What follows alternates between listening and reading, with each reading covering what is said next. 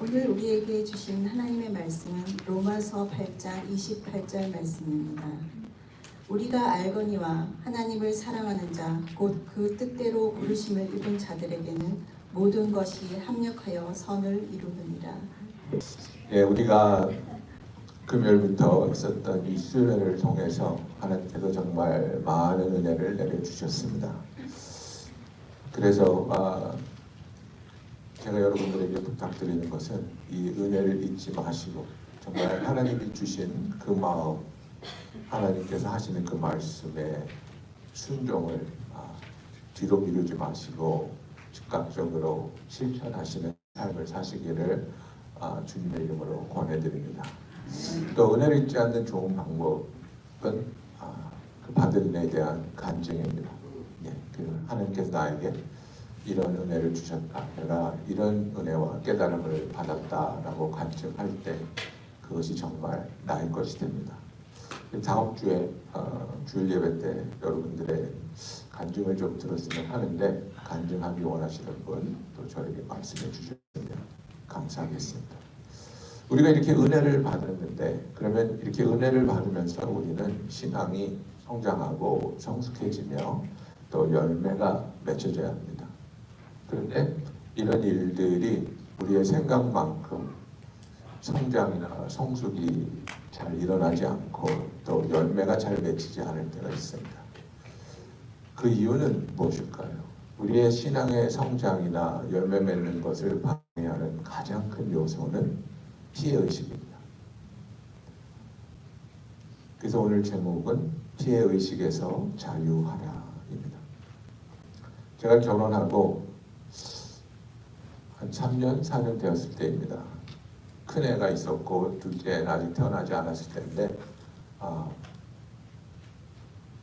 와이프하고 아이를 데리고 캠핑을 가고 싶었습니다.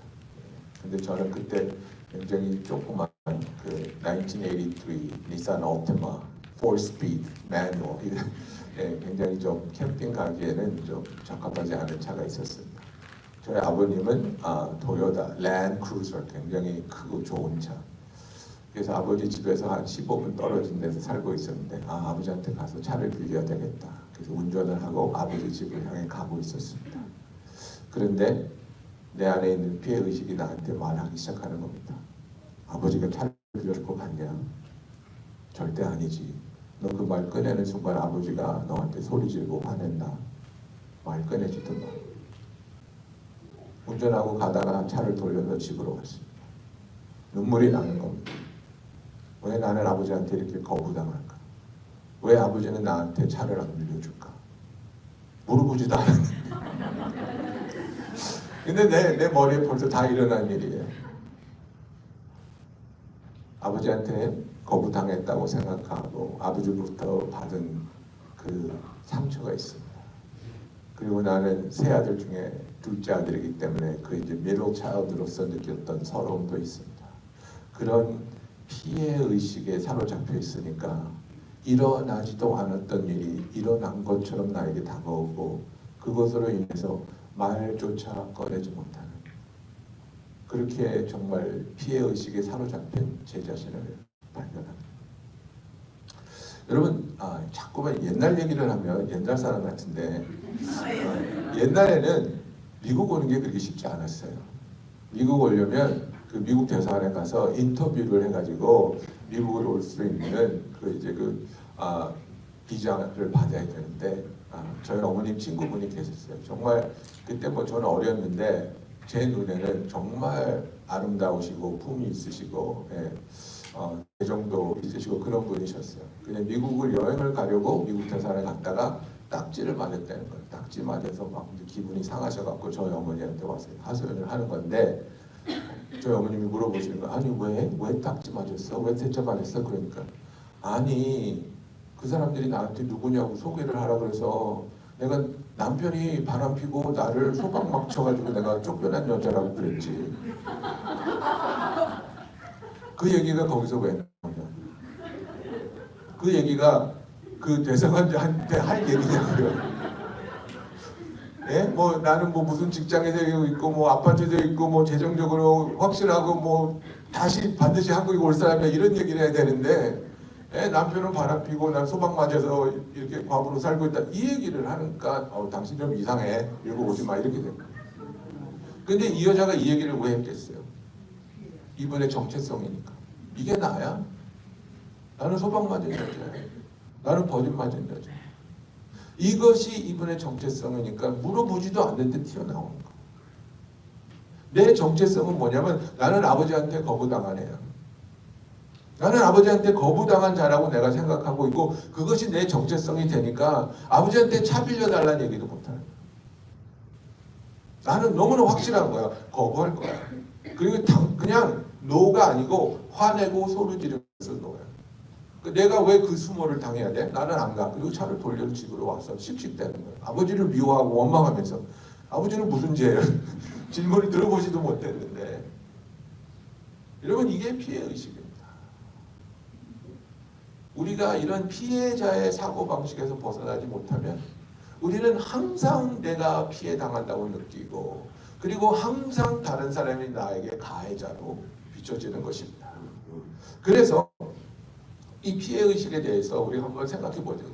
이 피해자의 사고방식이라는 것 이게 정말 어떻게 정의를 내릴 수 있을까?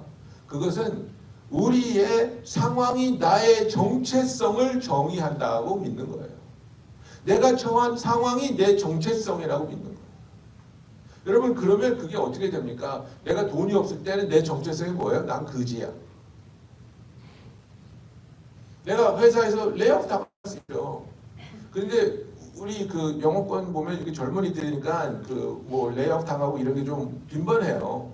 근데 두 가지 부류를 제가 볼 수 있어요. 어떤 애들은 레이오프 당하면 와 레이오프 당해서 너무 좋다. 패키지도 좋고 난 6개월 동안 놀 거야. Fun employment. 그러면서 너무 좋아해요. 근데 어떤 애들은 완전히 devastated. 내가 왜 잘렸을까? 내가 정말 열심히 했는데 정말 다른 사람보다 더 잘한 것 같아. Why am I the one to be left? 이렇게 돼요. 상황이 자기 자신의 정체성을 준다고 얘기하는 거예요. 너는 누굽니까? 그러면 정말 내가 하나님을 해서 누군가를 생각해야 되는데 내 상황을 생각하는 거예요. 그러니까 그 아줌마처럼 너 누구야? 그러니까 나 소방 맞은 여자. 이렇게 나오는 거예요. 여러분 이게 굉장히 심각한 얘기거든요.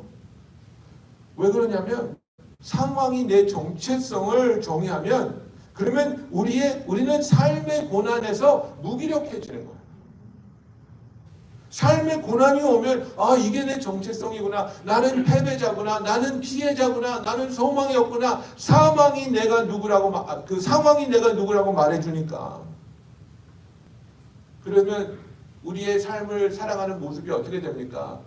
과거의 상처나 그 지속적인 고통에 뿌리를 두고서는 나는 이 상황에서 벗어날 수 없고 나는 이 상황을 바꿀 수 없다는 패배의식에 사로잡히는 겁니다. 근데 여기서 더 나아가서 어떻게 되냐면 내 고난을, 내 상황을 우상화합니다. 이게 나니까. 이게 나란 말이야. 그러면서 이게 우상화되면 어떻게 되냐면 보상심리가 생깁니다.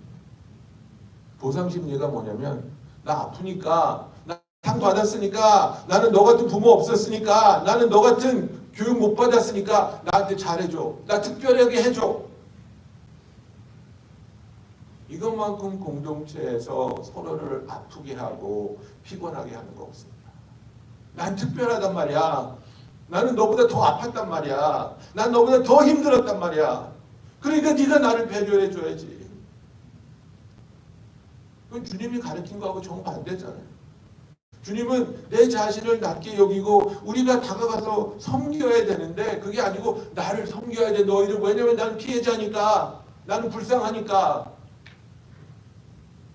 내 아이덴티티를 내 상황과 내 과거에 고정시켜 놓고 그것을 우상화하는 거예요. 나는 이런 사람이니까 우리 아이들 말하면 알아서 키워 이거예요. 나 이런 사람이야.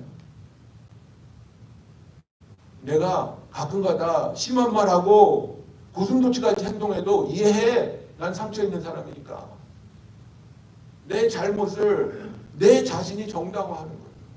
나는 그럴 수 있지. 왜? 나는 상처 있으니까. 나는 과거가 있으니까 그런 과거가 없는 너희들이 나를 당연히 이해해야지. 여러분, 이것은 내 자신을 정말 비참하게 만드는 것입니다. 내가 모르는 사이에 내가 다른 사람에게 그들의 이해와 그들의 도움과 섬김을 구걸하는 거예요. 이거보다 비굴한 삶은 없습니다. 나는 당당하게 이야기한다고 생각할 수 있겠지만 이거는 구걸이에요. 나를 좀 사랑해줘. 나를 좀 배려해줘. 나를 좀 특별하게 대해줘. 그러니까 여러분들, 우리가 교회 생활하면서 잘 생각해 보세요. 알게 모르게 이런 보상심리가 있으면요, 특별하게 대해주지 않을 때 삐져요. 그게 어디서 나오는지 알아요? 예배 끝나고 교제 음식 받을 때 난 좀 큰 거 주지. 나는 만두 2개 주지. 그게 뭐라고? 근데 그것 때문에 삐진다니까. 그거 받아가지고 삐져가지고 그냥 가만히 집에 가. 그러지 않아. 그게 뭐예요? 여러분, 우리는 그런 존재가 아니에요. 내 아픔은, 내 과거는 나의 권리로 변화되지 않습니다. 그런 보상 심리에서 우리가 변화돼야 돼요. 그런 보상 심리에서 우리가 벗어나야 되는 거예요. 그래서 이런 피해자의 사고방식에서, 보상 심리에서 벗어나기 위해서는 우리는 하나님께서 나의 모든 삶을, 나의 과거와 나의 아픔과 나의 슬픔까지도 예수 그리스도의 피 흘려 죽으심으로 구속해 주셨다는 것을 믿고 거기서 벗어나야 되는 거예요. 내 과거는 더 이상 나의 정체성이 아니란 말이에요. 하나님이 구속해 주셨으니까, 예수님이 그 값을 치러 주셨으니까. 이 피해자의 사고방식에 사로잡혀 있으면요, 이것이 무엇을 계속해서 무너뜨리냐면 내가 예수님 안에서 누구인가를 계속해서 공격하는 거예요. 내가 예수님 안에서 누구인가를 계속해서 의심하게 하고 불신하게 하는 거예요. 여러분, 아버지와의 문제가 있는 사람들, 제가 그랬으니까요. 우리는 알게 모르게 내가 가지고 있는 아버지에 대한 기억과 아버지에 대한 정의를 하나님한테 딱 올려놔요. 그리고 내 아버지가 그런 것처럼 하나님도 그러하시다. 내 아버지가 나를 이렇게 생각한 것처럼 하나님도 나를 이렇게 생각하신다. 내 아버지가 나에게 이렇게 대하신 것처럼 하나님도 나를 이렇게 대하신다. 이렇게 생각해요. 정말 힘들고 아픈 일이 있는데요, 제가 하나님한테 기도를 안 하더라고요. 왜 기도를 안 하냐?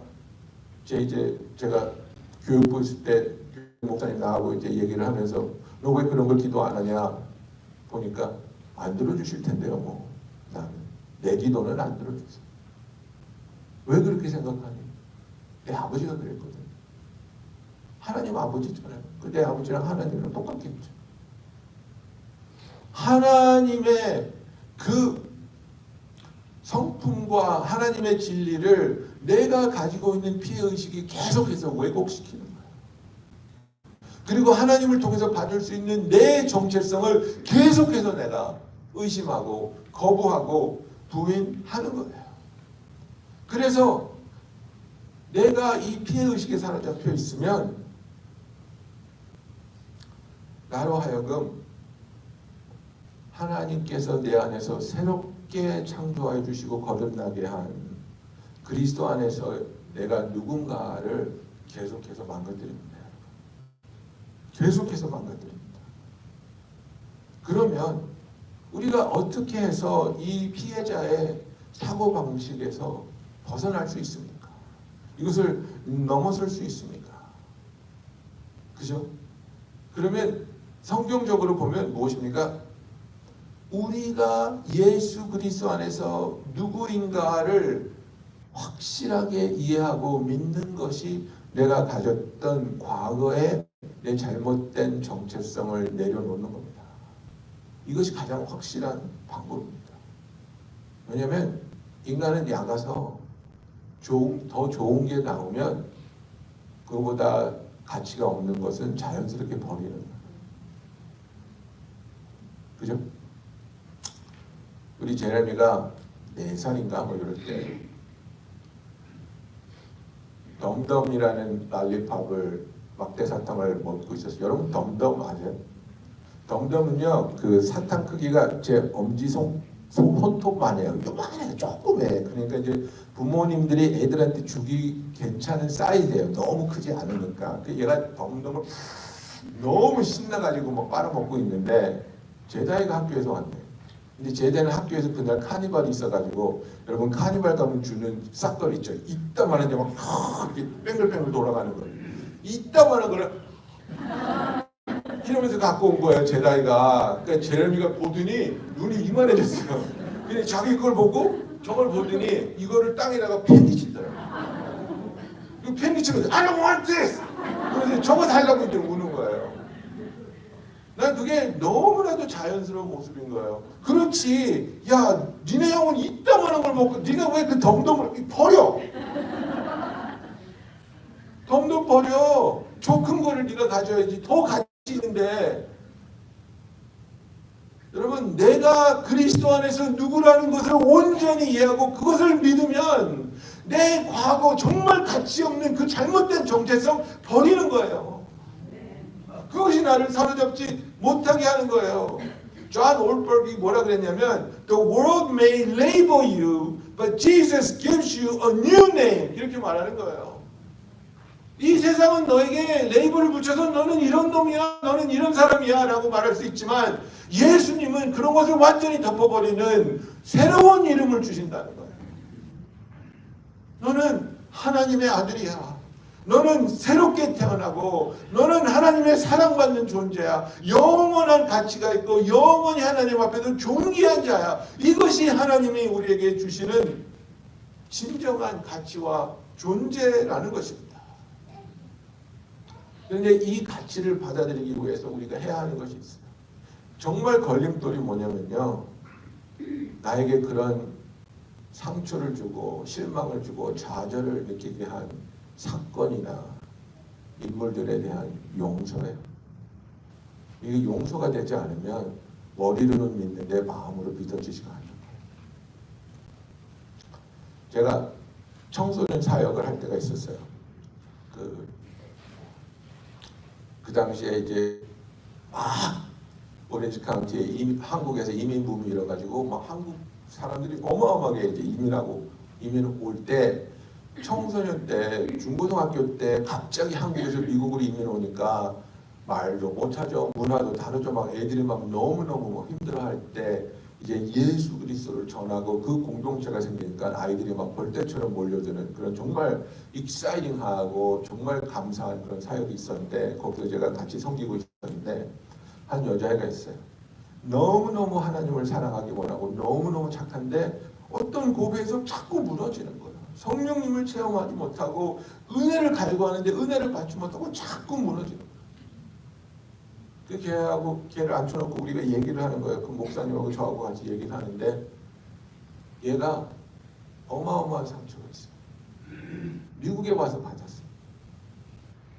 여러분 남가주 뭐 북가주도 그렇겠지만 하여간 캘리포니아는 지진이 자주 납니다.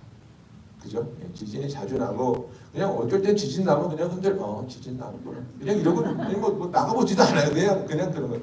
그런데 가끔가다 꽤 큰 지진이 나거든요.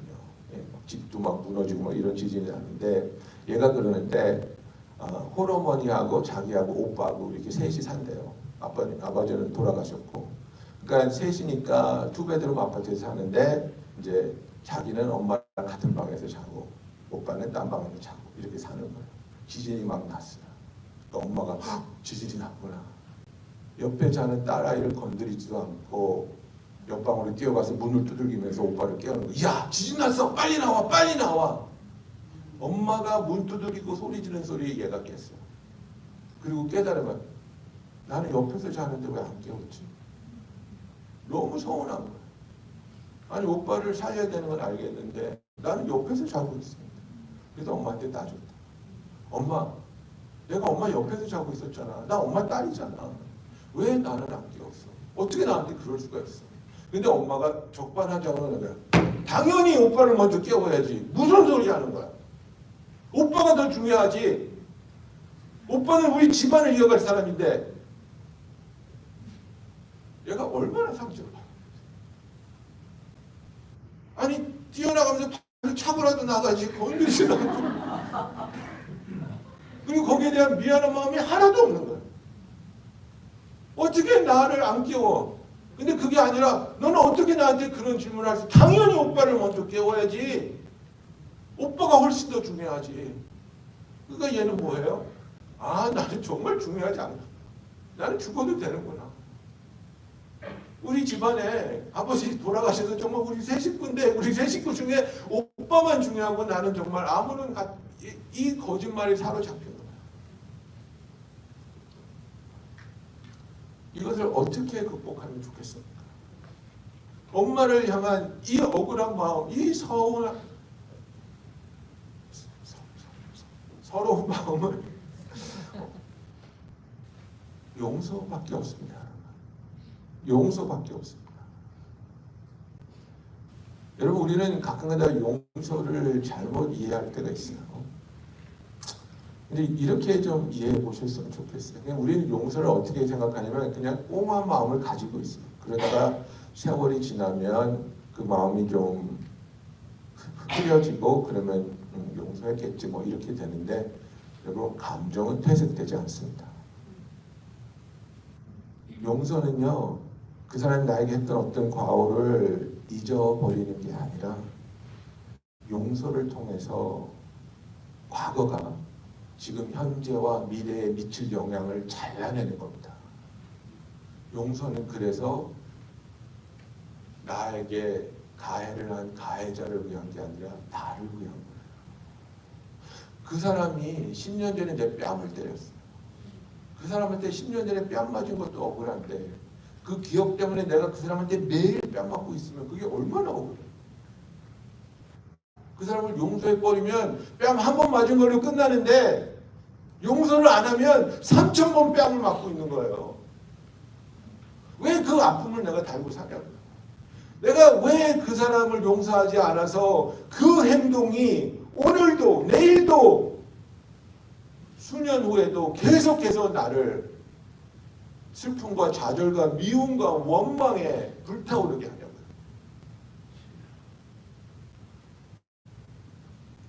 놓아주지 않으면 우리는 과거에 얽매일 수밖에 없습니다.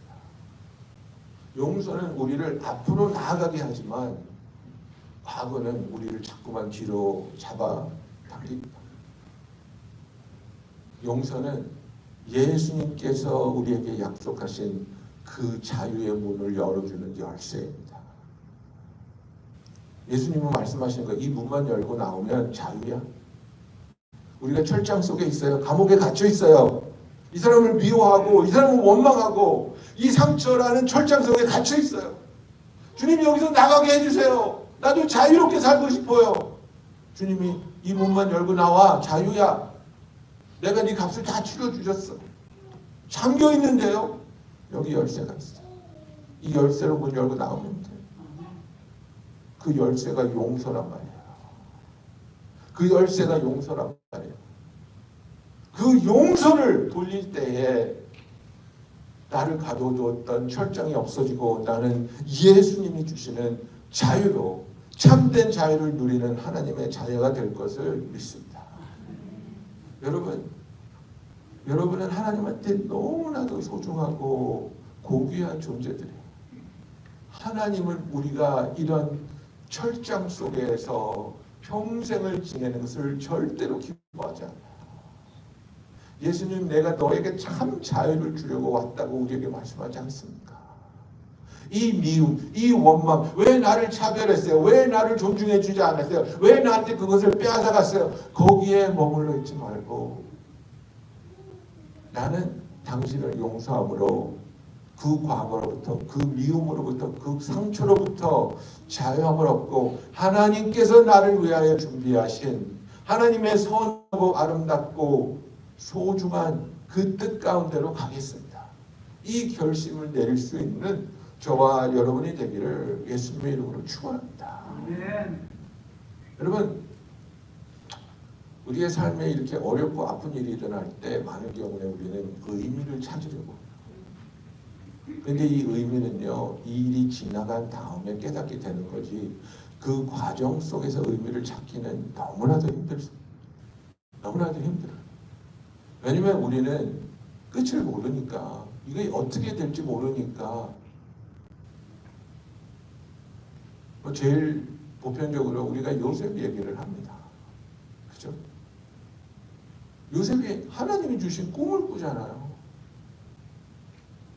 예? 집단들이 내 집단에게 절하고, 하늘의 별과 해와 달이 나한테 절하고, 와, 하나님이 나한테 정말 놀라운 비전을 주고 놀라운 일을 하시겠구나. 그리고 나서 형들한테 미움받아서 죽임을 당할 뻔하다가 구덩이에 던져져서 종으로 팔려가잖아요. 거기서 요셉이 물어보면 무슨 답이 나오겠어요? 하나님, 도대체 이게 무슨 의미입니까? 하나님, 도대체 이게 무슨 뜻입니까? 하나님 아무 말도 안 하시는 거예요. 근데 거기서 또 열심히 죽으라고 일을 했네요. 요셉이 정말 신실하게 성실하게 보디발의 마음에 쏙 들도록 일을 했네요. 하나도 안 띄워먹고 하나도 탐하지 않고 정말 정직하게 일을 했네요. 보디발이, 야, 너는 내가 믿는다. 네 마음대로 해. 네 결정 내가 믿는다. 전적으로 믿는다. 아, 근데 왜 미세스 보디발이 거기에 또 눈을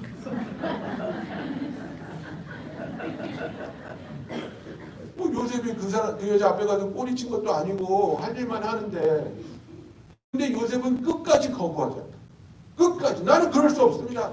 당신의 남편이 나한테 얼마나 호의를 베풀어 주셨는데 내가 믿는 하나님 앞에 나는 그럴 수 없습니다.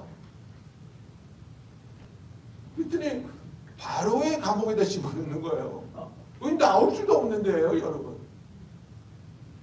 아니, 그 역경과 고난을 딛고 일어서서 성실하게 살았는데 그것에 대한 결과가 무기징역이에요. At best 사형당할지도 모르고. 거기서 무슨 의미를 찾습니까? 하나님 왜 이러세요?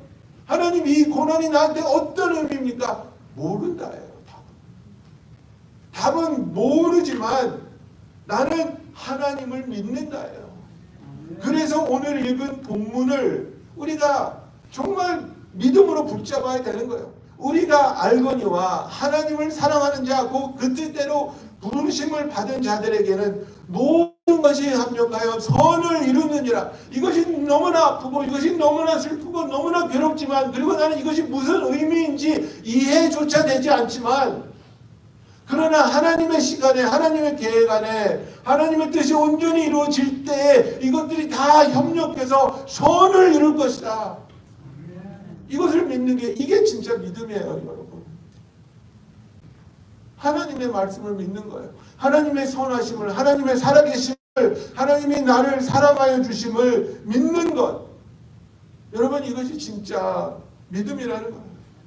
정말 저와 여러분 사이에 정말 남들에게 설명할 수 없는 상실과 아픔을 경험한 우리들이 있지 않습니까? 내가 이렇게 버림받았습니다. 내가 이렇게 이용당했습니다. 내가 이런 상실을, 이런 손실을 경험했습니다. 왜 이런 아픔을 하나님이 나한테 허락했는지 지금은 모릅니다. 그러나 내가 하나님 앞에 섰을 때 그 모든 것이 협력하여 선을 이룬 것을 내가 깨닫게 될 것이고, 하나님은 내 눈물을 닦아주시고 내 서름과 내 억울함을 풀어주시고, 하나님의 그 기쁜 하나님과의 교제와 사랑과 평안과 힘만으로 나를 인도하여 주실 것이라는 그 믿음으로 주와 동행하는 저와 여러분이 되기를 예수님의 이름으로 축원합니다. 과거를 돌아보면서 좌절하고 낙심하지 마십시오. 하나님의 약속을 바라보며 희망과 목적을 가지고 살아가십시오. 왜 나한테 이런 일이 일어날까가 아니라, 하나님은 반드시 이 일들을 통해서 하나님이 계획한 선한과 아름다운 일을 이루실 것이다. 나는 하나님이 사랑하시고 하나님이 소중히 여기는 예수님의 생명을 통해 나의 죄값을 치러주시고 나를 구속하여 주신 너무나 소중한 자라는 것을 믿음으로 붙잡는 저와 여러분이 되기를 예수님의 이름으로 축원합니다. 그래서 우리가 성경을 보면 이것이 참 어려운 이야기가 될 수도 있겠지만 여러분, 이런 아픈 상황들이 우리가 잘못된 생각과 잘못된 믿음과 잘못된 반응을 하면 우리에게 감옥이 됩니다. 그러나 이런 상황에서도 하나님을 온전히 바라보고 믿음으로 붙잡고 흔들리지 않고 하나님이 이루실 그 일을 소망으로 바라보면 이 아픔이, 이 상실이, 이 고난이 나를 변화시키시는 하나님의 도구로 사용될 수 있다는 겁니다. 나를 성숙하게 하고 오히려 나를 치유하고 오히려 나를 자유케 할 수 있는 하나님의 놀라운 치유와 변화의 과정으로 사용될 수 있다는 것입니다.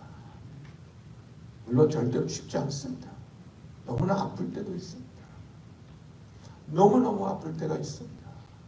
그리고 우리는 그렇게 말할 수 있어요. 하나님, 어떻게 나한테 이런 아픔을 허락하실 수 있습니까? 아이를 낳아 기르시는 분들, 아이들 주사 맞추러 가보셨잖아요. 그 백시네이션을 받을 때 어쩔 때는 엄마 보고 아이를 안아달라고 하잖아. 아이들이 확 발버둥 칩니다.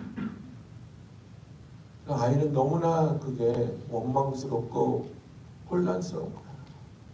저 무서운 아저씨가 뾰족한 바늘로 나를 찌르려고 그러는데 엄마가 저 사람을 막지 않고 저 사람을 도와주는 거야. 엄마가 나를 붙잡고 내가 피하지 못하게 하고 그 사람이 나를 찌를 수 있도록 도와주는 거예요. 그리고 그 원망스러운 눈으로 눈물 흘리면서 많이 그러면서 엄마를 쳐다보는데 그럼 이제 엄마들이 따라 불죠. 너무 속상하니까. 너무 속상하잖아요. 내 아이가 이렇게 아파하는데. 근데 왜 그것을 허락합니까? 필요하니까. 필요하니까. 이게 너를 살리는 길이야. 이게 너를 지키는 길이야. 이게 너한테 필요한 것이야. 우리를 향하신 하나님의 뜻은 선하십니다. 우리를 향한 하나님의 뜻은 우리를 악의를 가지고 우리를 괴롭게 하고 우리를 절망 속으로 빠뜨리려는 그런 악한 뜻이 아니라는 것입니다. 하나님 나한테 왜 그러셨어요?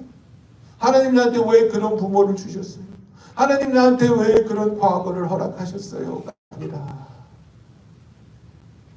이런 모든 상황 속에서 나와 함께 하신 하나님, 이런 모든 상황 속에서 나를 붙잡고 계시고 사랑하시며 하나님의 그 놀라운 뜻 가운데로 인도하신 하나님, 그리고 인도하고 계신 그 하나님, 그 하나님의 신실하심과 사랑을 믿고 예수 안에서 참된 자유를 누리는 저와 여러분이 되기를 예수님의 이름으로 축원합니다.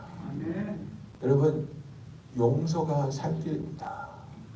용서가 우리를 자유케 하고 용서를 통해서 우리는 피해자의 의식에서 벗어날 수 있습니다. 우리가 흔들릴 때가 있습니다. 이렇게 힘든데, 이렇게 아픈데 나 정말 사랑받는 거 맞아? 나 정말 하나님한테 소중한 자 맞아? 여러분, 상황이 우리에게 이것이 너의 정체성이야, 이것이 너의 아이덴티티야 라고 얘기할 수 있습니다. 그런데 그때마다 우리는 진리로 그것에 대적하고 진리로 거짓말을 쫓아내야 하는 것입니다. 그래서 우리가 간단하게 우리가 하나님 안에서 어떤 정체성을 가진 자들인지에 대해서 몇 가지 성경 구절만 보고 오늘 말씀을 마치도록 하겠습니다. 우리는 하나님의 자녀로 예수 그리스도와 공동 상속자입니다. 성경에서 우리를 예수님과 co-heirs with Jesus Christ 이렇게 말합니다. heir라는 것은 상속자를 말하는데 co-heir이라고 말합니다. 동등한 자리에 있다는 거예요. 그죠? 요한복음 1장 12절에 뭐라고 되어 있습니까? 영접하는 자고 그 이름을 믿는 자들에게는 하나님의 자녀가 되는 권세를 주셨으니 우리가 누구예요? 우리 하나님의 자녀예요. 하나님의 자녀인데 2등 자녀, 3등 자녀가 아니라는 거예요. 로마서 8장 16절, 17절에 보면 성령이 친히 우리의 영과 더불어 우리가 하나님의 자녀인 것을 증언하시나니 자녀이면 또한 상속자, 곧 하나님의 상속자요 그리스도와 함께한 상속자니. 여기서 we are co-heirs with Jesus Christ라고 말하는 거예요. 그리스도와 함께한 상속자니 우리가 그와 함께 영광을 받기 위하여 고난도 함께 받아야 할 것이니라고 말하고 있어요. 하나님의 자녀는 고난받지 않는다라고 성경은 절대 말하지 않아요. 하나님의 자녀이기 때문에 오히려 예수와 함께 고난도 받아야 될 것이라고 이야기하고 있는 겁니다. 우리는 하나님의 자녀예요. 예수 그리스도와 함께하는 상속자예요. 그리스도 안에서 새롭게 태어난 새 사람입니다. 고린도후서 5장 17절 우리가 너무나 잘 알지 않습니까? 그런즉 누구든지 그리스도 안에 있으면 새로운 피조물이라 이전 것은 지나갔으니 보라 새 것이 되었도다. 여러분 내 과거에서 내가 벗어났다는 겁니다. 내 과거가 더 이상 내 발목을 잡지 못한다는 겁니다. 우리는 새로워졌으니까 새로운 피조물이니까 하나님은 우리를 새롭게 하셨다는 겁니다. 그리고 우리가 어떤 존재입니까? 우리는 하나님의 사랑을 받는 존재입니다. 로마서 8장 39절에 보면 높음이나 기쁨이나 다른 어떤 피조물이라도 우리 주 그리스도 예수 안에 있는 하나님의 사랑에서 끊을 수 없으리라고 말하고 있습니다. 우리는 하나님의 사랑을 받는데 우리를 향한 하나님의 사랑이 얼마나 완벽한지 얼마나 강력한지 그 어떤 것도 어떤 상황도 우리를 그분의 사랑에서 끊을 수 없다고 성경은 강력하게 우리에게 선포하고 있는 것입니다. 이사야서 43장 1절 2절 4절 말씀을 보십시오. 우리를 향한 하나님의 사랑이 이런 사랑입니다. 야곱아 너를 창조하신 하나님께서 지금 말씀하시느니라. 이스라엘아 너를 지으신 이가 말씀하시느니라. 너는 두려워하지 말라. 내가 너를 구속하였고 내가 너를 지명하여 불렀나니 너는 내 것이라.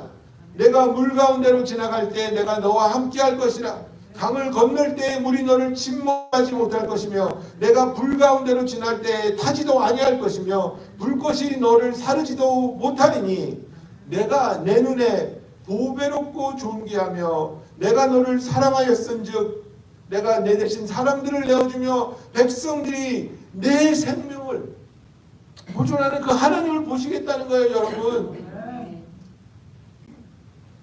하나님의 사랑을 받는 존재가 바로 우리들입니다. 네 번째로 하나님이 우리를 신뢰해 주십니다. 우리를 인정해 주십니다. 그래서 우리는 하나님의 사역자요 하나님의 동역자입니다. 에베소서 2장 10절 말씀 잘 알죠? 우리는 그가 만드신 바라 그리스도 예수 안에서 선한 일을 위하여 지으심을 받은 자니 이 일은 하나님이 전에 예배하사 우리로 그 가운데서 행하게 하려 하심이니라. 우리를 하나님께서는 하나님의 일을 할 수 있는 사역자로 인정해 주시고 불러주셨기 때문에 이미 우리가 해야 할 일조차도 준비해 놓으셨다는 것입니다. 고린도전서 3장 9절 우리는 하나님의 동역자들이요 너희는 하나님의 밭이요 하나님의 집이니라. We are co-laborers. 예수님과 함께 어깨를 맞대고 같이 하나님의 일을 하는 동역자라는 것입니다.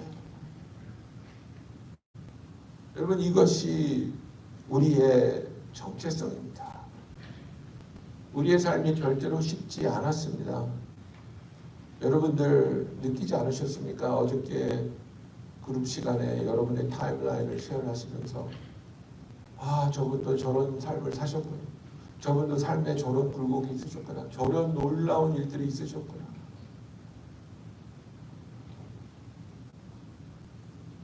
그 2시간을 할애할 때 어떤 분들은 분명히 그런 생각했을 거예요. 2시간 동안 뭔 얘기를 하면 2시간이나 주지. 근데 나는 알았거든요. 2시간도 모자랄 것이다. 2시간도 모자랄 것이다. 우리가 그런 삶을 살았으니까 삶은 절대로 쉽지 않으니까 또 우리에게 그런 두려움이 있을 수 있습니다. 이거보다 더 큰 일이 일어나면 어떡하지? 이거보다 더 큰 슬픔이 나에게 닥치면 어떡하지? 내 믿음이 이것을 감당할 수 있을까? 하나님의 사랑은 이 모든 것을 우리가 감당할 수 있도록 지켜주실 줄로 믿습니다. 그래서 로마서 8장 37절에 사도 바울이 이렇게 얘기합니다. 이 모든 일에 우리를 사랑하시는 이로 말미암아 우리가 어떻게 이긴다고요? 넉넉히 간신히가 아니에요, 여러분. 간신히가 아니에요. 넉넉히 이기느니라. 넉넉히 이기느니라. 여러분, 넉넉히 이긴다는 게 뭔지 아십니까? 여러분, 농구 보세요, 농구. 미국 NBA 농구를 보면 굉장히 치열하잖아요. 그래서 막 뭐 어떨 때는 1점 차, 막 2점 차. 그런데 어쩌다가 막 상황이 이상하게 풀려가지고 전반전 끝났는데 점수차가 막 40점, 50점 이렇게 날 때가 있어요. 그러면 게임 끝난 거거든요. 그러면 그때부터 코치가 어떻게 하는지 아십니까? 주전들 다 빼. 주전들 다 빼고 정말 코트에서 1분도 뛰지 못하는 애들 다 집어넣어요. 왜냐면 질 자신이 없어. 질 자신이 없어. 이런 한 발이 다 넣어도 우리는 안 진다. 그런 게임 보셨을 거예요. 그죠? 네, 트래시 타임이라고 그러는데 그게 넉넉히 이기는 거예요, 여러분. 넉넉히 이기는 거예요. 그 NBA 챔피언십 파이널스 이럴 때는요, 주전 멤버 딱 5명 아니면 6명밖에 안 쓰고 나머지는 아예 코트에 들어오지도 못해요. 너무나 치열하기 때문에 걔네들 1분도 못 써요. 너무나 치열하니까. 근데 넉넉하게 이긴다는 것은 주전 다 빼는 거예요. 정말 아무 걱정 없다는 거예요. 여러분, 우리는 하나님의 사랑으로 말미암아 넉넉히 이길 줄 믿습니다. 우리에게 어떤 일이 일어난다 할지라도 하나님은 우리를 구속하시고 구원하셨으며 우리를 치유하시고 회복시켜 주시고 하나님께서 우리를 창조하신 그 형상을 온전히 회복하여 주시며 하나님과 영원히 함께할 그 축복의 날들로 우리를 이끌어 주실 줄로 믿습니다. 여러분, 우리가 이 시간에 기도하기 원합니다. 정말 알게 모르게 나에게 피해의식이 있었습니까? 왜 나는 이런 일을 당해야 했을까? 왜 나는 이런 차별을 경험했을까? 왜 나에게는 남들에게 다 주어지는 기회가 주어지지 않았을까? 그렇게 슬퍼하고 원망할 수도 있습니다. 제가 신앙에 미숙할 때 하나님을 원망하며 드렸던 기도가 그겁니다. 왜 나한테는 이런 아버지를 주셨습니까? 왜 나한테는 이렇게 나를 힘들게 하고 나를 아프게 하는 아버지를 주셨습니까?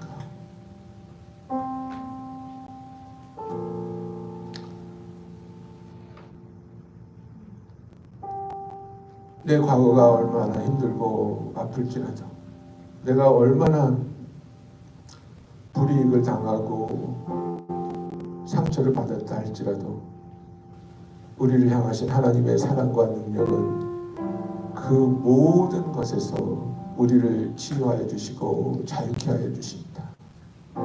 우리가 더 이상 미움과 원망이라는 감옥 속에 갇혀 있어야 되는 것이 아니라 주님이 우리를 위해서 완벽하게 만들어주신 자유로 나아갈 수 있습니다. 여러분, 그 감옥의 문을 여는 열쇠는 용서입니다.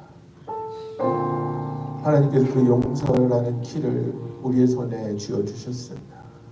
그 키를 넣고 돌리느냐 돌리지 않느냐